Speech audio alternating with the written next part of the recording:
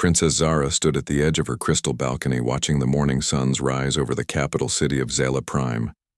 Her silver skin caught the light, making her appear like a living statue carved from precious metal.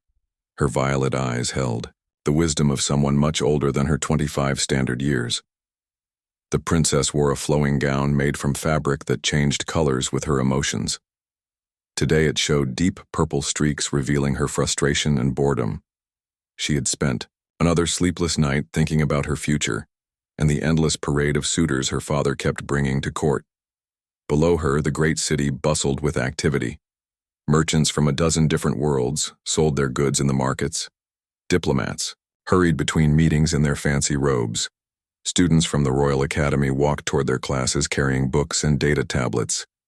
Everything looked peaceful and prosperous, exactly as it had for the past century. But Princess Zara felt trapped in this perfect world. Her chamber door chimed softly, announcing a visitor. The princess turned to see her personal advisor, Kayla, enter with the day's schedule written on a glowing tablet. The older Zilani woman had served the royal family for decades and understood the princess better than most. Kayla looked at the purple streaks in Zara's dress and sighed. The princess' emotional state was obvious to anyone who knew how to read the mood fabric. The advisor had watched 17 potential husbands come and go in the past few months. Each one left disappointed and sometimes angry. Your father wishes to see you before the morning council meeting, Kayla said gently. He has received messages from 3 more noble families requesting audiences for their sons. Princess Zara closed her eyes and took a deep breath. She loved her father, but his determination to see her married was becoming overwhelming. King Theron ruled the Zilani Empire with great skill, but he could not understand why his daughter refused every suitable match. The suitors all seemed perfect on paper, wealthy, handsome, intelligent, and from good families. They commanded fleets of ships, controlled trade routes, or led armies across the galaxy.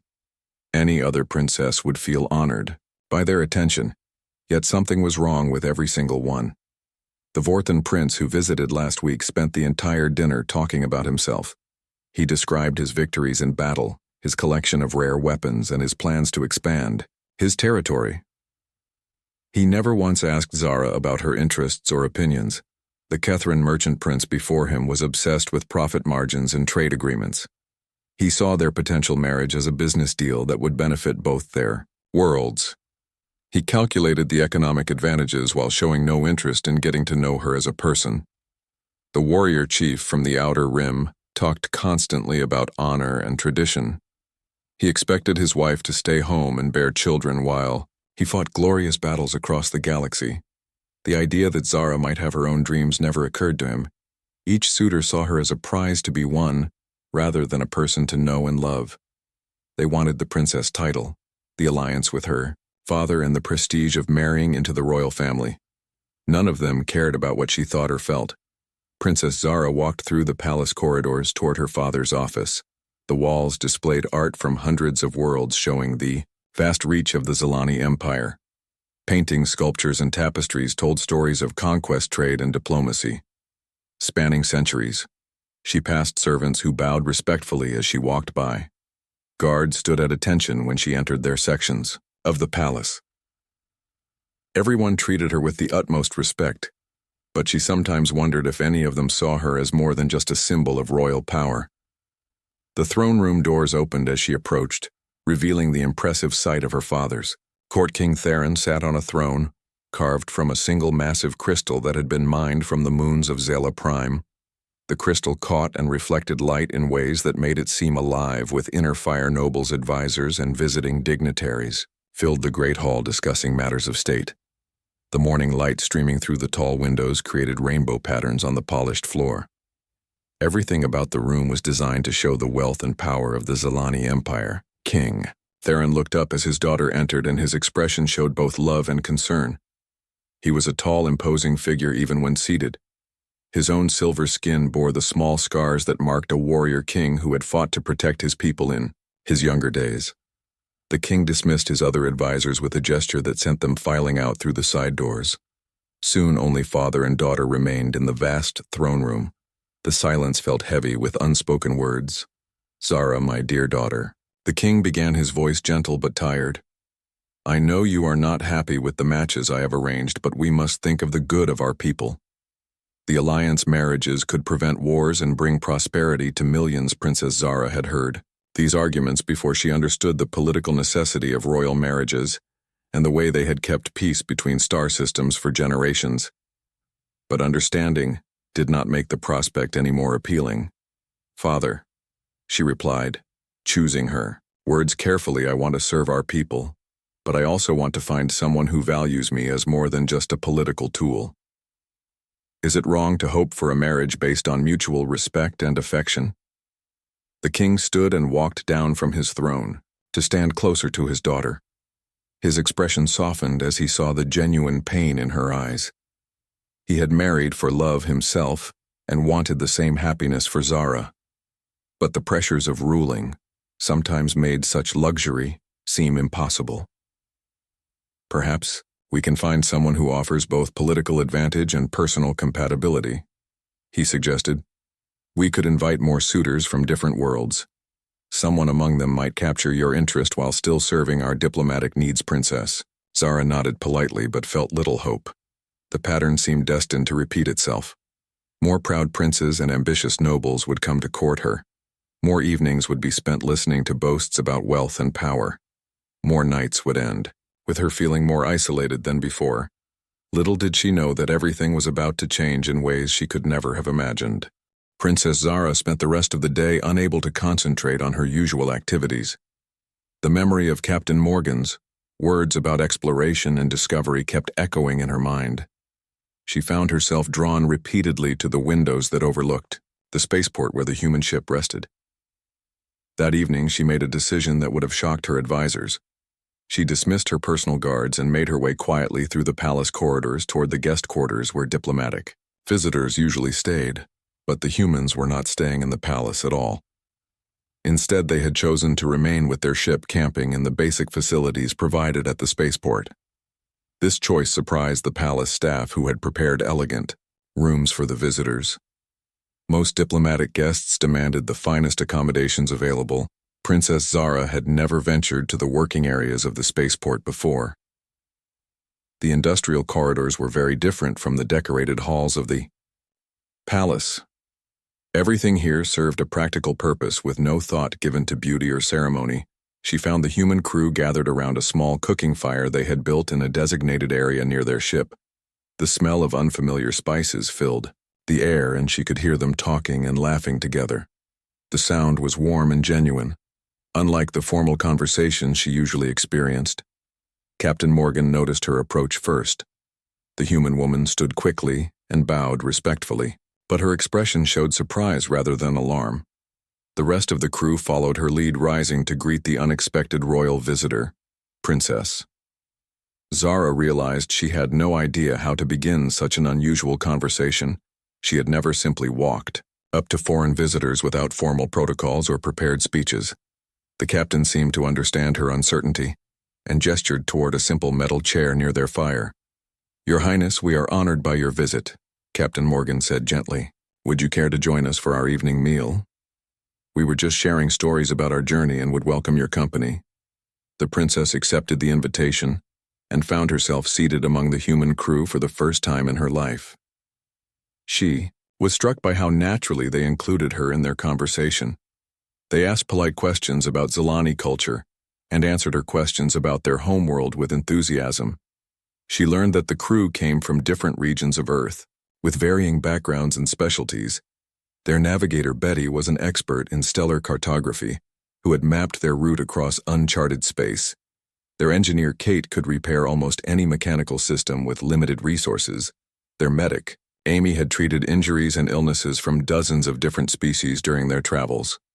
Their communications officer Linda spoke 7 languages fluently and was working to learn Zilani phrases.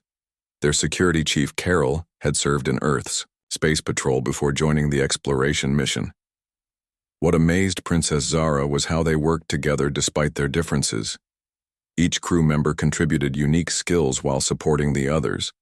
They disagreed sometimes but resolved conflicts through discussion rather than dominance. Captain Morgan explained that their mission was part of a larger human effort to explore the galaxy and establish peaceful relationships with other intelligent species, Earth had recently developed faster than light travel, and wanted to use this technology to expand knowledge rather than build an empire. The princess found herself telling them about her own life and the challenges of being royal heir. She described the endless diplomatic meetings, the carefully planned public appearances, and the constant pressure to make decisions that affected millions of people. To her surprise, the humans listened with genuine interest. They asked thoughtful questions about Zelani government and society, but also about her personal hopes and dreams. No one had ever asked her such questions before. Amy the medic noticed that Princess Zara seemed tense and offered to show her some human relaxation techniques. The simple breathing exercises and gentle stretches were unlike anything in Zelani tradition, but they helped ease the stress she had been carrying as the evening continued. The princess learned about human art and music. Betty played recordings of Earth songs on a small device, while Kate showed sketches she had made of the worlds they had visited. The humans appreciated beauty, but found it in simple everyday things rather than elaborate ceremonies. Captain Morgan told stories about human colonies where former enemies had learned to work together. She described scientists from different worlds sharing discoveries that benefited everyone. Human diplomats had helped negotiate peace treaties between species that had been fighting for centuries. What struck Princess Zara most was the captain's description of human relationships. The humans formed partnerships based on mutual respect and shared goals rather than political convenience. They supported each other's dreams and worked together to overcome challenges. When the princess mentioned her father's efforts to arrange her marriage, the human women exchanged meaningful glances. Captain Morgan asked gently whether Zara had any choice in selecting her future husband. The question opened a floodgate of emotions. Princess Zara found herself explaining her frustration with the endless parade of suitors who saw her only as a political prize. She described feeling trapped by expectations and traditions that gave her no voice in her own future. Linda, the communications officer, shared her own story about choosing to leave a comfortable position on Earth to join the exploration mission. Her family had not understood her decision, but they had supported her right to make her own choices. The other crew members added their own experiences about pursuing dreams that others found unusual or impractical. They had all faced criticism for leaving the safety of their homeworld to venture into unknown space. But they had found fulfillment in following their hearts. As the night grew late, Princess Zara realized she felt more comfortable with these strangers than she did at most royal functions. The humans treated her as an equal rather than a symbol. They were interested in her thoughts and opinions rather than just her royal status. Captain Morgan offered to show her their ship the next day if she was interested. The princess accepted eagerly, having never seen a vessel designed purely for exploration rather than diplomacy or warfare. When she finally returned to her chambers, Princess Zara felt energized in a way she had not experienced for years. The conversation with the human crew had opened possibilities she had never considered before.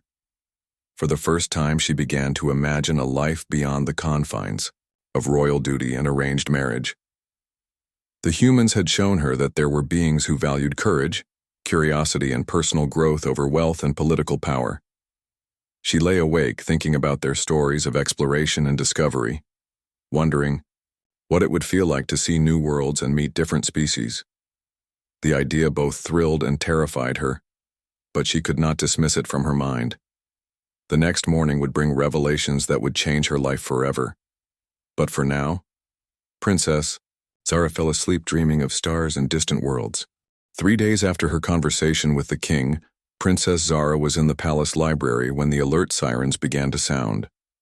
The soft musical tones indicated an unscheduled ship arrival rather than any immediate danger, but they were unusual enough to draw her attention to the tall windows. Looking out across the city, she could see the royal spaceport in the distance. A single ship was requesting permission to land. The vessel appeared small compared to the massive diplomatic cruisers that usually brought suitors to court. This ship looked different, somehow more practical and less decorated than typical royal visitors. Princess Zara felt curious enough to make her way to the observation deck that overlooked the landing bays. The palace staff seemed equally intrigued by the unexpected arrival. Several guards and servants had gathered to watch the unknown ship as it settled onto the landing pad. The vessel that emerged from the clouds was unlike anything the princess had seen before. Its hull showed clear signs of long travel with scorch marks from meteor impacts and discolored patches where repairs had been made. The design seemed functional rather than beautiful, built for exploration rather than ceremony. As the ship touched down, Princess Zara noticed how smoothly it handled the landing. The pilot clearly possessed exceptional skill to navigate through the asteroid field that protected Zela Prime. Most visiting ships required escort vessels to guide them safely through the dangerous space debris. The landing ramp lowered with a soft hiss of escaping atmosphere. 6 figures emerged from the ship, moving with the careful alertness of experienced travelers. The princess immediately noticed that they all appeared to be the same species, though she could not identify which one from this distance. Their leader was clearly the woman walking at the front of the group. She wore a simple uniform in dark blue with silver insignia that caught the sunlight. Her brown hair was pulled back in a practical style, and she carried herself with quiet confidence. What struck Princess Zara most was how the group interacted with each other. They moved as a coordinated team, but without the rigid hierarchy she expected from military visitors. The leader gave hand signals but also listened when her companions pointed out details about their surroundings. The palace communications officer approached the observation deck, carrying a message tablet. The incoming transmission requested permission to remain planetside for 3 standard days while they resupplied their ship. The visitors offered payment in rare metals and requested nothing more than basic provisions. Princess Zara read the message twice. The tone was refreshingly direct without the flowery diplomatic language that usually filled such requests. These beings asked politely for what they needed and offered fair payment in return. They made no mention of seeking audiences with royalty or establishing formal treaties. More intriguingly, the message identified them as humans from a world called Earth. The princess had heard scattered reports about this species, but had never met any in person.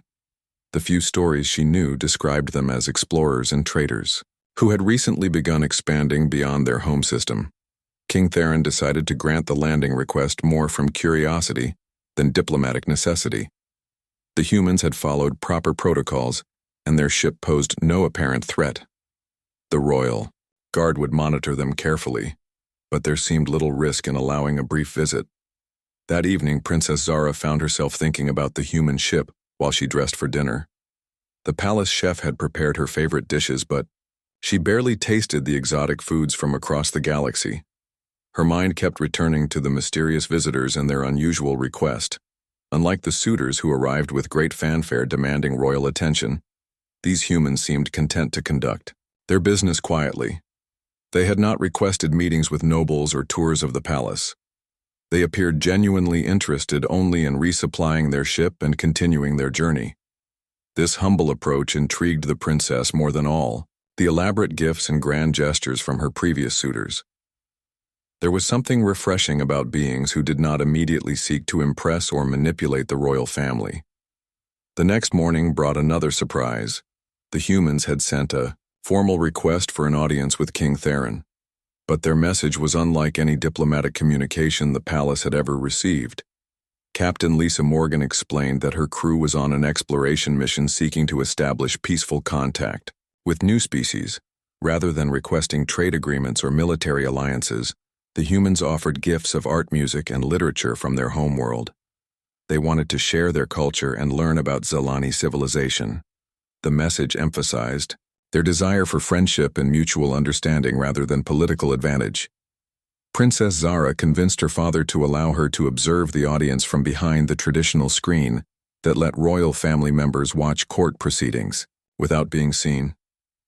She had rarely used this privilege before, but something about these humans sparked her curiosity. When Captain Morgan entered the throne room, Princess Zara was immediately impressed by the woman's bearing. She bowed respectfully to King Theron, but maintained eye contact, showing proper respect without subservience. Her uniform was clean and well-maintained, but clearly showed signs of long travel. The human captain spoke with quiet authority as she explained her mission. Her crew had traveled farther from Earth than any humans before them. seeking to expand their people's knowledge of the galaxy.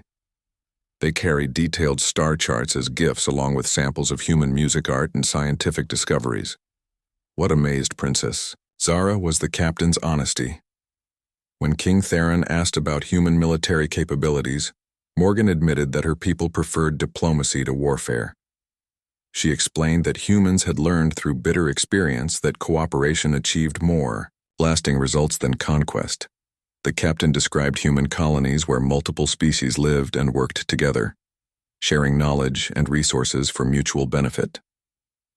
She spoke of human scientists who had helped other worlds solve problems ranging from disease to environmental disasters. As the audience continued, Princess Zara found herself leaning forward to catch every word. Captain Morgan answered the king's questions with thoughtful consideration, never claiming more than she could deliver, or promising impossible things. She treated the Zilani ruler with respect while maintaining her own dignity. When King Theron asked why humans had ventured so far from home, Captain Morgan smiled for the first time during the formal meeting. She explained that her species possessed an irrepressible curiosity about the universe and a deep need to explore and discover. Princess Zara felt something stirring in her chest as she listened to these words. The captain's description of exploration and discovery resonated with dreams she had barely dared to acknowledge. Her own world suddenly seemed very small and confining. The audience concluded with King Theron granting the humans permission to remain as long as needed and inviting them to enjoy the hospitality of Zelaprime. Captain Morgan thanked him graciously and withdrew with her crew. But Princess Zara remained behind the screen long after everyone else had left, thinking about everything she had heard. Princess Zara stood before her father in the royal study, knowing that the next few minutes would change everything. The morning light streaming through the crystal windows seemed to match the clarity she felt about her decision. King Theron looked up from the diplomatic reports he was reviewing and smiled at his daughter. He had no idea that she was about to request something that would shake the very foundations of their kingdom. Father. She began choosing her words carefully. I have something important to ask you. It concerns my future and the good of our people. The king set aside his papers and gave her his full attention. He had noticed that Zara seemed different over the past few days, more energetic and focused than she had been in months. I have been thinking about what you said regarding marriage alliances and serving our people, she continued. But I believe there might be another way for me to contribute to the Zilani Empire, King. Theron raised an eyebrow, encouraging her to continue. He had hoped that his daughter was finally ready to consider one of her suitors seriously. The human expedition that arrived 3 days ago has offered me an opportunity to serve as a cultural liaison and translator on their exploration mission, Princess Zara said steadily. This would allow me to establish diplomatic contacts with dozens of species across the galaxy. The king's expression changed from interest to alarm. He had not expected anything like this proposal, and was clearly struggling to process what his daughter was suggesting. Zara, you cannot be serious, he said slowly. You are the heir to the Zilani throne. Your place is here, leading our people, not wandering through space with alien explorers. Princess Zara had anticipated this reaction and was prepared with her arguments. She explained how her knowledge of galactic politics and her gift for languages would benefit the human mission. She described the potential for establishing trade relationships and diplomatic contacts that could strengthen the Zilani Empire. More importantly, she argued that joining the human expedition would give her the experience and knowledge needed to be a better ruler when she eventually inherited the throne. How could she lead an interstellar empire without understanding the galaxy beyond their borders? King Theron listened to her reasoning, but his paternal instincts were stronger than his political calculations. The idea of his daughter risking her life in unknown regions of space terrified him. These humans seem honorable, but you know nothing about the dangers they might face, he protested. Space exploration is unpredictable. You could encounter hostile species or mechanical failures that leave you stranded light years from home. Princess Zara acknowledged the risks, but pointed out that the human crew had successfully traveled farther from their homeworld than any of their species before. She had confidence in their abilities and believed the potential benefits outweighed the dangers. The conversation continued for hours with both father and daughter presenting their arguments passionately. King Theron, worried about losing his heir, and his beloved daughter, Princess Zara, insisted that she needed this opportunity to grow and learn. Finally, the king asked the question that went to the heart of his concerns. Why are you really considering this dangerous journey, Zara? What are you hoping to find out there that you cannot find here at home? Princess Zara took a deep breath before answering. Honestly, Father, I have spent my entire life being told what I should do and who I should become. I have never had the chance to discover what I am truly capable of achieving on my own. She explained how the endless parade of suitors had made her feel like an object to be traded rather than a person with her own dreams and aspirations. The human crew had shown her that there were beings who valued courage, intelligence, and personal growth over wealth and status.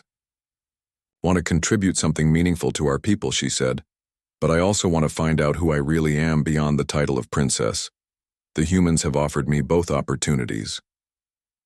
King Theron was quiet for a long time, considering everything. His daughter had said he could see the determination in her eyes and recognize that she had inherited his own strong will and independent spirit. If I were to consider this proposal, he said finally, what guarantees could these humans provide for your safety? And how would this serve the long-term interests of our empire? Princess Zara outlined the diplomatic opportunities that would arise from having a Zilani representative on a major exploration mission. She would be perfectly positioned to establish first contact protocols with new species and to identify potential allies or trading partners. Captain Morgan had also agreed to provide regular reports on their discoveries and to prioritize contact with species that might benefit the Zilani Empire. The expedition would effectively serve as an advanced diplomatic mission, opening doors for future formal relationships. The king asked to meet with Captain Morgan privately to discuss the details of their mission and the safeguards they could provide for the princess' welfare. The human captain answered his questions honestly, admitting the dangers while emphasizing their careful planning and proven track record. After another day of discussions and negotiations, King Theron finally gave his conditional approval. Princess Zara would be allowed to join the human expedition for 1 year, after which she would return home to resume her royal duties. The announcement sent shockwaves through the Zilani court and across the galaxy. Several of the rejected suitors sent angry messages threatening to withdraw their trade agreements. Some nobles questioned whether the king had lost his mind, allowing his heir to disappear into space. But other reactions were more positive. Progressive leaders praised the princess' courage in choosing her own path. Young people across the empire saw her as a role model for following dreams instead of accepting limitations. Princess Zara spent her final days on Zela Prime preparing for the journey of a lifetime. She studied star charts and alien languages. She learned basic ship maintenance and emergency procedures. She said goodbye to friends and family who might not see her again for years. The human crew welcomed her aboard the Starfinder with genuine warmth.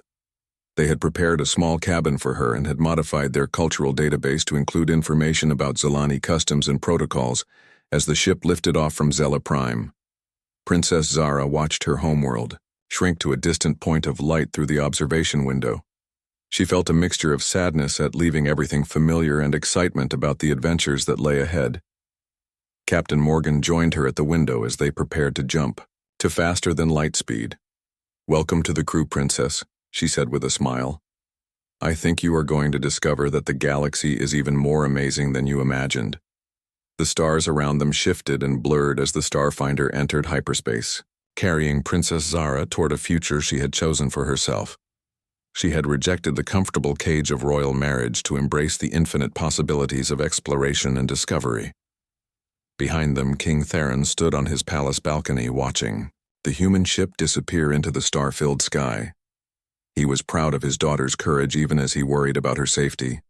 The princess who had turned away every suitor had finally found what she was looking for, not in a husband but in the freedom to write her own story among the stars. Princess Zara woke before dawn with an excitement she had not felt since childhood. The prospect of touring the human ship filled her with anticipation. She dressed simply in practical clothes rather than her usual formal gowns and made her way quietly to the spaceport captain. Morgan was waiting near the ship along with engineer Kate, who would serve as their guide. The human captain smiled warmly as the princess approached and gestured toward the boarding ramp. "Welcome aboard the Starfinder," Your Highness Captain Morgan said as they entered the ship. "This vessel has been our home for the past 2 years as we traveled across the galaxy." The interior was unlike any royal transport Princess Zara had ever seen. Everything served a practical purpose with no wasted space or decorative elements. The corridors were narrow but efficiently designed, with every surface used for storage or equipment. Kate led them first to the bridge, where banks of instruments monitored their ship systems. The controls looked almost primitive compared to Zilani technology, but the princess could see evidence of careful maintenance and numerous repairs. "Our navigation computer has charts for over 3,000 star systems," Kate explained proudly. "Most of them were unexplored when we left Earth. We have added to the galactic maps with each world we visit." The engine room impressed Princess Zara with its compact efficiency. The fusion reactor that powered their faster-than-light drive took up remarkably little space compared to the massive power plants on Zilani ships. Kate showed how every component could be repaired or replaced with basic tools. "Our ship was designed for long-range exploration rather than luxury," Kate said with a grin. "We carry everything we need to survive in space for years at a time, but comfort was not the priority." The crew quarters were small but personalized. Each human had added touches that reflected their individual personality.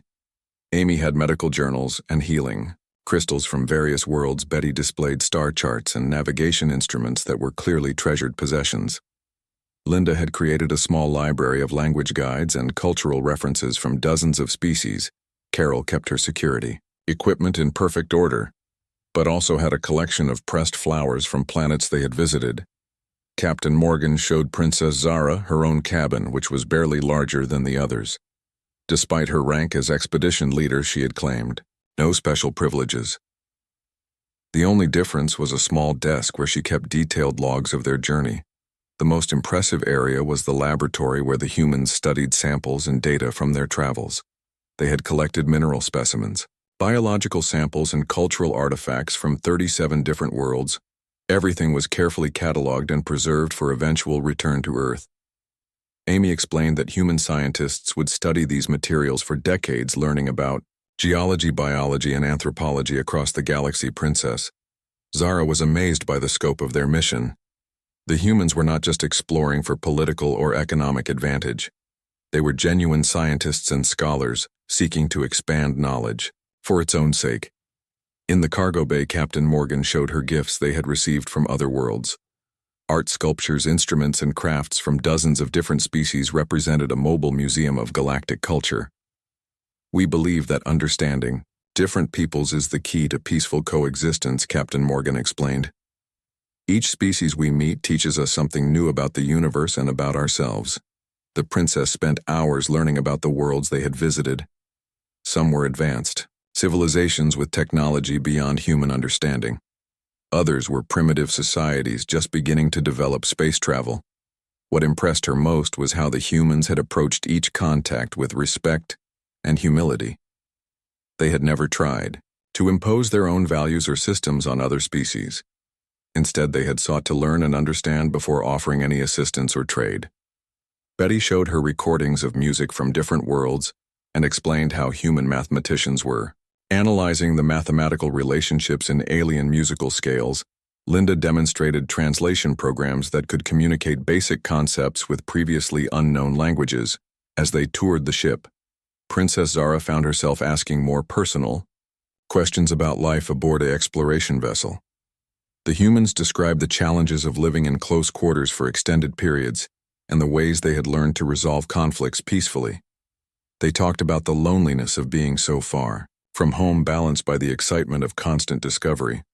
They shared stories about dangerous situations where their survival had depended on working together as a perfect team. Captain Morgan explained that their mission might last another 5 years before they returned to Earth.